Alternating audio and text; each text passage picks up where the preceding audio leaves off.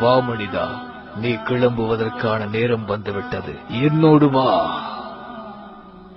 இப்பவே வா, இவ்வளவு சீக்கிரமாக வா. என்னுடைய திட்டங்கள் என்ன ஆவது? மன்னித்து விடு மனிதா, உன்னை கொண்டு செல்வதற்கான நேரம் இது.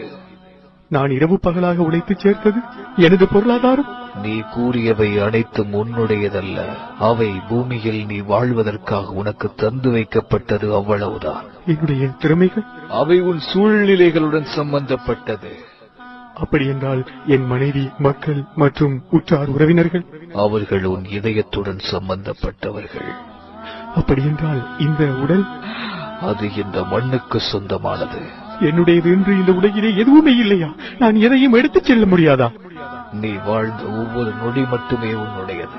நீ செய்த தர்மம், பிறருக்கு நன்மை செய்தது, பிறர் துன்பத்தில் பங்கு கொண்டது, பிறருக்கு தீங்கு செய்யாமல் இருந்தது போன்ற நல்ல செயல்கள், நீ பிறருக்கு கொடுக்காமல் தடுத்துக் கொண்டது, பிறரை திட்டி தீர்த்தது, பிறரை பழி வாங்கியது, பிறருக்கு தீங்கு செய்தது, இது போன்ற தீய செயல்கள், இவை மட்டுமே உன்னுடையது. மற்ற எதையும் இறுதி காலத்தில் நீ உன்னுடன் கொண்டு போக முடியாது என்பதை உணர மாட்டாயா?